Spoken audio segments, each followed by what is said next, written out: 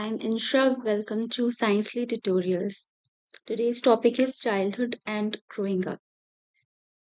We are going to discuss educational psychology. What is educational psychology?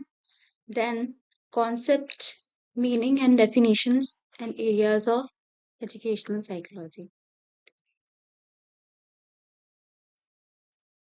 First, we have to discuss concept of educational psychology. What is educational psychology?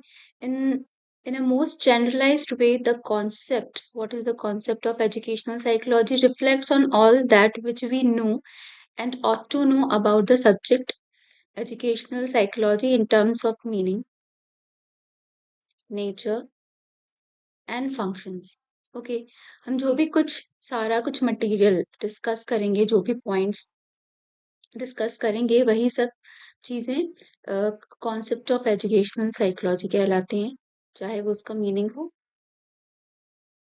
Definition हो, areas and scopes, nature,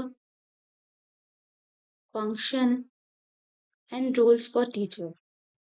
ठीक है, all of this includes in the concept of educational psychology. Okay, where does educational psychology comes from? General meaning of psychology and its various parts. First, we have to know what is the meaning of psychology before coming on educational psychology. The study of change in human behavior and mind. किसी भी human के behaviour और mind में जो भी changes आ रहे हैं, development changes होते हैं, ठीक है, उसकी स्टडी को हम साइकोलॉजी बोलते हैं. It deals with how people think, feel and act. कोई भी पर्सन है वो कैसे फील कर रहा है, क्या सोच रहा है, और उसकी फीलिंग और उसके माइंड में जो थिंकिंग है उसके बेसिस पर वो कैसे एक्ट कर रहा है, ये सारी ये चीज़ें साइकोलॉजी में पढ़ी जाती है. ठीक है, that is the study of behaviour and mind of a person. Psychology has two parts. हम बोल सकते हैं it's two branches, pure psychology and applied psychology. Okay, first we have to see the what comes in applied psychology. Clinical psychology is included in applied psychology. Industrial psychology is included in applied psychology. Educational psychology, crime psychology, and military psychology. Now we will come on the definitions of pure psychology and applied psychology. Pure psychology, theoretical branch of psychology that studies the basic principles, processes, and laws of human behavior. जो सारा हम theoretical part है psychology का, जो भी हम studies और theories पढ़ते हैं, वो सब प्योर साइकोलॉजी में आती हैं. ठीक है, we are not dealing it with people practically. We are not dealing with anything, we are just gaining knowledge, theoretical knowledge. It focuses gaining on knowledge and understanding how human mind works. Next is applied psychology. Now we are going to see the definition of applied psychology. Practical branch, this is a practical branch of psychology that uses the principles of pure psychology. जो भी कुछ theoretical knowledge हमने pure psychology में पढ़ी है, वो सारा हम प्रैक्टिकली यूज करते हैं अप्लाइड साइकोलॉजी में और उसकी ब्रांचेस में, to solve real life problems solve करने के लिए. फोकस क्या है इसका? Application of knowledge to improve human life in society. Human life और सोसाइटी में इम्प्रूवमेंट लाने के लिए हम ये एप्लीकेशन यूज करते हैं अप्लाइड साइकोलॉजी की, और उसकी नॉलेज यूज करते हैं.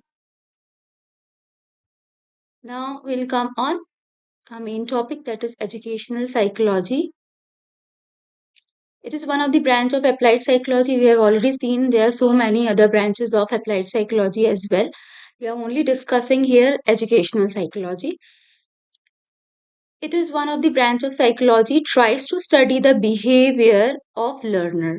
ठीक है, हम एजुकेशन की फील्ड में बात कर रहे हैं, एजुकेशनल के पॉइंट ऑफ व्यू से बात कर रहे हैं, तो हम लर्नर का बिहेवियर एग्जामाइन करने के लिए ये साइकोलॉजी यूज करते हैं, पढ़ते हैं in relation to the his educational environment. उसका जो भी बिहेवियर है, जो भी उसका कॉग्निटिव डेवलपमेंट है, ठीक है, ड्यूरिंग हिज और हर एजुकेशन, हम उसको अंडरस्टैंड करने के लिए एजुकेशनल साइकोलॉजी का यूज करते हैं. Meaning of the term educational psychology. Educational psychology comprises of two words, education and psychology. Educational psychology दो वर्ड से मिलकर बना है, एजुकेशन एंड साइकोलॉजी। साइकोलॉजी का हम ऑलरेडी यहाँ पे डेफिनेशन देख चुके हैं, one more time we are going to discuss it. Psychology is the science of behaviour, लोगों के बिहेवियर का जो साइंस है साइकोलॉजी वो है। And experiences and education is the modification of behaviour. Psychology क्या है? लोगों के बिहेवियर और एक्सपीरियंसेस का साइंस है, उनका माइंड कैसे डेवलप होता है, ये सारी चीजें हम इसमें एग्जामाइन करते हैं। While education is a modification of behaviour. Education क्या है? एक डेवलपमेंटल फील्ड है जिसमें मेंटल डेवलपमेंट होता है थ्रू गेनिंग नॉलेज, और उससे आपका बिहेवियर मॉडिफाई होता है प्यूपल का।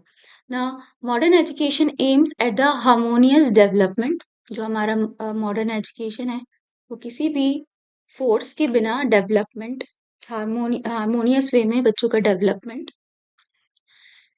करवाने में एक की तरफ एम है उसका। मतलब हम ये नहीं चाहते कि हम फोर्सफुली किसी बच्चे को नॉलेज हम पढ़ा नहीं सकते, हम उसको कुछ सिखा नहीं सकते, तो बहुत हार्मोनियस वे में उसकी मेंटल स्टेट को, उसकी हाउ, उसका क्या प्रॉब्लम्स हैं, ठीक है, उसका बिहेवियर क्यों, किस वजह से, उसकी पर्सनालिटी को देखते हुए हम चाइल्ड का डेवलपमेंट कराते हैं, ठीक है, in a very harmonious way. Modern education aims at the harmonious development of the personality of the child, but this modern meaning of education is dependent on the knowledge of psychology. Harmonious way में कोई भी teacher या कोई भी education system जब भी किसी child का डेवलपमेंट करवा सकता है जब वो उसकी साइकोलॉजी को, उसके डेवलपमेंट को, उसके माइंडसेट को, उसकी पर्सनालिटी को बहुत अच्छे से समझ पा रहा हो। Focus is on holistic development, overall development holistic development में फोकस करते हैं। Next are the definitions of the term educational psychology. बहुत सारे अलग अलग जो साइकोलॉजिस्ट हैं, ऑथर्स हैं, उन्होंने डेफिनेशंस दी हैं। So in our subject be it we are going to discuss few of the famous definitions. First is from Skinner. ये क्या कहते हैं एजुकेशनल साइकोलॉजी के बारे में, इनकी क्या, इन्होंने किस तरह से डिफाइन किया है? Educational psychology is the branch of psychology which deals with teaching and learning. ठीक है, टीचिंग और लर्निंग से डील करता है, ये एक ऐसा ब्रांच ऑफ साइकोलॉजी है। क्रो एंड रो ने क्या कहा हुआ है? According to him, educational psychology describes and explain the learning experiences. क्या डिफाइन करता है? लर्निंग एक्सपीरियंस किसी भी इंडिविजुअल का डिफाइन करता है from birth through old age. और उन्होंने उसको स्कूल ईयर्स तक या कॉलेज ईयर्स तक या यूनिवर्सिटी लेवल तक उन्होंने नहीं कहा है, उन्होंने कहा है बर्थ टू ओल्ड एज तक कोई भी पर्सन है वो नॉलेज गेन करता रहता है और उसका डेवलपमेंट होता रहता है। ठीक है, now next one is Perry. According to him, educational psychology is the science of education. इन्होंने बहुत सिंपल वे में बताया है कि एजुकेशन का साइंस है educational psychology. According to Trow's, educational psychology is a study of psychological aspects of educational situations। अलग अलग एजुकेशनल सिचुएशंस का साइकोलॉजिकल एस्पेक्ट है educational psychology. Now areas of educational psychology. Education system में while teaching क्या areas हैं जिसमें educational psychology का use किया जाता है? सबसे पहले हम learning theories. First of all, teacher को जो भी डील कर रहा है स्टूडेंट से, उनको क्या समझना पड़ेगा? They have to learn theories of behaviourism और कंस्ट्रक्टिविज्म। कंस्ट्रक्टिविज्म क्या है कि बिहेवियरिज्म सबसे पहले कि हाउ व्हाई किस सिचुएशन की वजह से, किन वजहों से कोई भी बिहेवियर बच्चा शो करता है, ठीक है, तो उसका नॉलेज होना चाहिए। तो अगर नॉलेज होगा तो वो और बेटर वे में जो टीचर्स हैं उसे टैकल कर पाएंगे। कंस्ट्रक्टिविज्म में हम देखेंगे कैसे बेसिक टू एडवांस लेवल में हम कैसे नॉलेज को कंस्ट्रक्ट करवा सकते हैं when we have the knowledge of how to construct knowledge, whether to just train them, ठीक है? तो we have to learn those theories. Developmental psychology, cognitive development, mental development की बात हो रही है, emotional development and social growth. तो यहाँ पे आपको अलग-अलग थ्योरीज़ पढ़नी पड़ेंगी, then you will have the knowledge of it. Motivation and engagement, how to engage students. अलग-अलग टाइप के, अलग-अलग पर्सनैलिटी के स्टूडेंट्स होते हैं और अलग-अलग एज ग्रुप में हम कैसे उनको मोटिवेट और एंगेज कर सकते हैं। तो ये भी एरियाज़ हैं जिसमें हमको साइकोलॉजी की, एजुकेशनल साइकोलॉजी की नीड होती है। Individual differences. If you have a class of 25 students, तो उनका आपको क्लास में ऐसा नहीं है कि बिल्कुल सिमिलर आईक्यू लेवल के सारे ही स्टूडेंट्स मिल जाएँगे। People have different IQ levels, different interests, different personality types, different learning styles. So how to deal with it? आप अपने असेसमेंट्स और कैसे इवैल्यूएट करें उनको, ये सारी चीज़ें डिज़ाइन करने में और उनको मैनेज करने में हमें एजुकेशनल साइकोलॉजी की नीड रहती है। असेसमेंट एंड इवैल्यूएशन, अगेन जो भी आप डिज़ाइन करें असेसमेंट, उनकी पर्सनैलिटी, लर्निंग स्टाइल और इंटेलिजेंस लेवल के हिसाब से हम उनको इवैल्यूएट कर सकते हैं और उनके असाइनमेंट्स डिज़ाइन करेंगे। Classroom management and other teaching strategies में हमें ये काम आती है। लर्निंग थ्योरीज़, यहाँ पे इन्होंने जो मैंने अभी आपको पीछे बताया है वही सब और ज़्यादा एक्सप्लेन करके बता दिया। लर्निंग थ्योरीज़ में हम कौन-कौन सी थ्योरीज़ पढ़ेंगे। लर्निंग थ्रू रिइंफोर्समेंट, स्किनर की थ्योरी है ये। We will discuss it in some separate class. Cognitivism की ब्रूनर की थ्योरी है। मेंटल प्रोसेसेस मेमोरी, कैसे बच्चे मेमोराइज़ करते हैं, कैसे कंस्ट्रक्ट करते हैं नॉलेज। कंस्ट्रक्टिविज़्म पिजेट की थ्योरी है और वाइगॉस्कीज़ की है, स्केप होल्डिंग वगैरह जो हमने देखा हुआ है, वो सारी जो थ्योरीज़ हैं, हम वो पढ़ेंगे तो we will better understand how people behave और construct knowledge, how they behave. Guides teachers teaching strategies and lesson planning, उसके ही बेसिस पर हम लेसन प्लानिंग करेंगे तो we will have better outcomes. Developmental psychology, again cognitive development, mental development की बात हो रही है। Focuses on how learners think, reason and solve problems. Include theories by Jean पियाजे, stages of cognitive growth, and Vygotsky, social interaction and learning. Helps educators tailor content to age appropriate thinking levels. ठीक है, अलग अलग edges में क्या उनका thinking level है।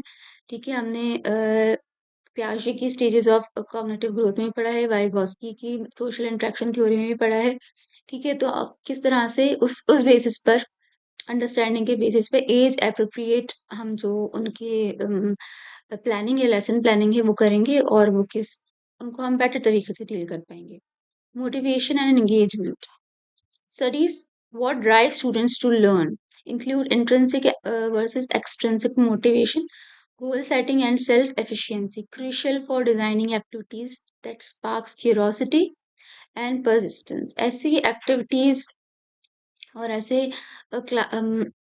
Lesson planning करना कि जो बच्चा है उसका एंगेजमेंट ज़्यादा हो, इंट्रिंसिक और एक्सट्रिंसिक मोटिवेशन वो फील करे, गोल सेट करे अपना, ठीक है, और ज़्यादा उसमें बहुत क्यूरियस होते हैं बच्चे सर्टेन स्टेजेस में, तो वो किस तरह से ज़्यादा एक्टिवली क्यूरियस होके उसमें एंगेज हों तो वो बेटर लर्निंग आउटकम्स आएंगे। Processes like memory, Bruner, constructivism, active learning, Piaget, Vygotsky, ठीक है, इनकी जो थ्योरीज हैं ये काफी ज्यादा हेल्पफुल रहेंगी इसमें मोटिवेशन और एंगेजमेंट को के बेसिस पर लेसन प्लानिंग करने में। Guides teaching strategies and lesson planning, individual differences, as I have already discussed, we have different types of students in our class at a time with different IQs, learning styles, and personalities, and different abilities as well. Recognize that learner vary in intelligence, personality, learning style, and abilities. ठीक है, तो we have to deal different students differently, support inclusive education and differentiated instructions। inclusive education, हर अगर personality में different है, IQ level में difference है, पर हम जब उनको एक साथ ऐसा लेसन प्लान बना के चलेंगे जिसमें सभी के लिए, हर आईक्यू लेवल के बच्चे के लिए, हर पर्सनैलिटी टाइप के बच्चे के लिए, हर एबिलिटीज़ वाले डिफरेंट गिफ्टेड बच्चों के लिए अलग-अलग तरह की चीज़ें होंगी एक ही असेसमेंट में, तो वो इन एक इंक्लूसिविटी उनके अंदर लाएगा कि सारे ही एक ही तरह का पेपर सॉल्व कर रहे हैं, पर उसमें कुछ ना कुछ एक पार्ट है कि they will able to solve it. तो ऐसा नहीं है कि हम अलग-अलग तरह से उनको बहुत अलग क्वेश्चन पेपर देंगे, पर सभी के लिए इस तरह से बैलेंस्ड असेसमेंट और तैयार किया जाएगा, लेसन प्लानिंग तैयार की जाएगी जिसमें सभी के लिए सब कुछ होगा। Helps in identifying gifted learners और दोज़ नीडिंग स्पेशल सपोर्ट। ये सारी जो हमने प्रोसेसेस और थ्योरीज वगैरह हम पढ़ेंगे वो हमें आइडेंटिफाई करने में मदद करेंगी कि जो कौन गिफ्टेड लर्नर है, एवरेज से ज़्यादा आईक्यू वाले लर्नर हैं और कौन special needs, special support need है किन बच्चों को। Assessment and evolution, assessment and evolution की बात हो रही है यहाँ पे। हम क्या असाइनमेंट्स देंगे, किस तरह से एग्जाम उनका लेंगे, एवोल्यूट करेंगे। Involves designing test, quizzes and performance task. Focuses on reliability, validity and fairness. बिल्कुल फेयर तरीके से रिलायबल कि सब बच्चे सॉल्व कर पाएं, वैलिड आंसर्स होना चाहिए। Helps track progress and improve teaching methods. धीरे धीरे उनके अंदर हम क्या बेटरमेंट कर सकते हैं उन चीज़ों में हेल्प करता है। Social and cultural context examines how family peers culture and society influence learner. ठीक है, हो सकता है बच्चा बहुत ज़्यादा ही has a good IQ, but family peers culture society ये सारी चीज़ें भी किस जगह से वो आ रहा है, ये सारी चीज़ें भी काफ़ी मैटर करती हैं और काफ़ी इन्फ्लुएंस करती हैं उसे अच्छा और गुड परफॉर्म करने में और कम परफॉर्म करने में उसको अ, ये सारी चीज़ें काफ़ी इफ़ेक्ट करती हैं। Encourages culturally responsive teaching. Okay, taboo नहीं समझना है, कुछ भी कल्चरली इंक्लूसिव रहना है उनके कल्चर को लेके, तो we have to be responsive, acceptable, inclusive for the cultural differences also. Highlights the role of language, identity and community in education. Research methods and statistics equips educator to interpret data. ठीक है, conduct classroom research and apply findings. ठीक है, कि हम किस तरह से अगर कुछ बेटरमेंट आ रहा है कोई नया मेथड यूज लगा करने से, तो हम हमारे पास सारा स्टूडेंट्स का डेटा होगा, उस पे हम रिसर्च कर सकते हैं। Different different research methods are there in the psychology, educational psychology, जो कि हम अप्लाई करके अच्छे रिजल्ट्स ला सकते हैं। Strengthens evidence based practices.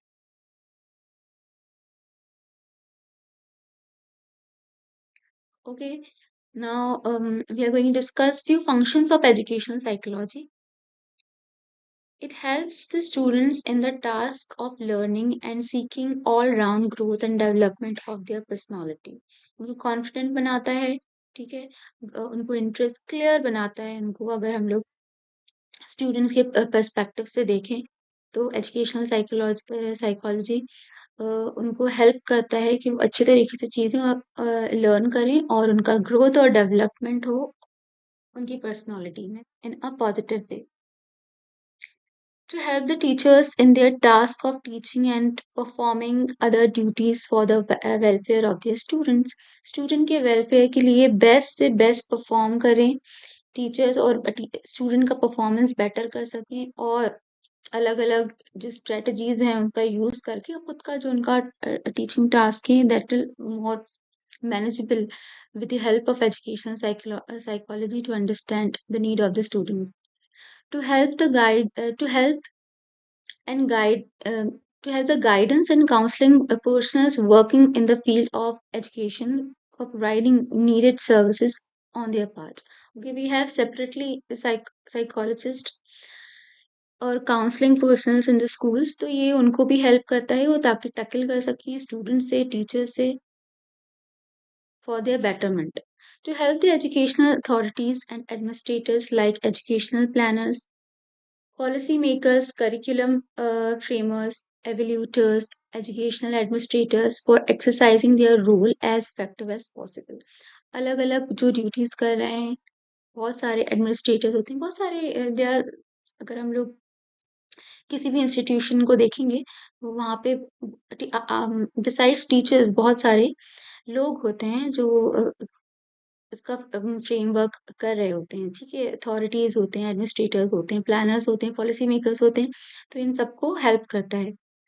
To help in educational research in carrying out their task effectively for the improvement of the process and product of education. In education की process को improve करने में और अच्छे से अच्छा आउटकम लाने में ये एजुकेशन साइकोलॉजी काफी रिसर्च में हेल्पफुल रही है। Importance of education psychology for teachers, ठीक है? टीचर्स के लिए क्यों इम्पोर्टेंट है, why they need to read about the psychology of a student from the perspective of education. First one is understands development characteristics of a pupil. As we know, children pass from different stages. हर age का बच्चा होता है, ठीक है? They have different different stages, उनका development stage different होता है. Teacher will identify the patterns of their development and they'll deal with it accordingly. Deal with the student accordingly, according to their stage of development. Solving students' problems. Okay, teachers और student का जो interaction रहता है education system में वो सबसे ज़्यादा रहता है, तो उनकी प्रॉब्लम्स को सॉल्व करना, उनकी डे टू डे प्रॉब्लम्स को सॉल्व करना और उनकी अंडरस्टैंडिंग लेवल पर उनकी प्रॉब्लम्स को उन्हें समझाना ड्यूरिंग दिस प्रोसेस, तो it will be very helpful. Individual differences among teachers. Different types of students are there in the class. तो उनके बेसिस पर according to the student exams और टेस्ट और क्विजेस और ये सारी चीज़ें, क्लासरूम को मैनेज करना और सारे असाइनमेंट्स प्रिपेयर करना for all the students, it is very helpful for the teacher to understand educational psychology. Understanding the child. To understand the child better, teacher teacher should know the developmental stage of the child and how the child is behaving in a certain way. If teacher have the good knowledge on that subject, he will or she will deal with the student in a better way. Mentor for student. Teachers are the mentors of the students. They will, if they understand in the psychology, educational psychology, they will mentor this. They will be a great mentor to the students, and they will help the students to walk on the right path and do better things. Measuring learning outcomes, okay, assessment and evaluation में काफ़ी help करते हैं सारे outcomes में according to the student, they will mark them, overall marking देते हैं students, तो it will help teachers inculcating good habits. It allows and helps the teachers to guide them on the right path and do the right thing, discipline this students, self direction and self discovery करने में बच्चों को काफी वो अच्छी तरह से motivate कर पाते हैं. They know the educational psychology need of children.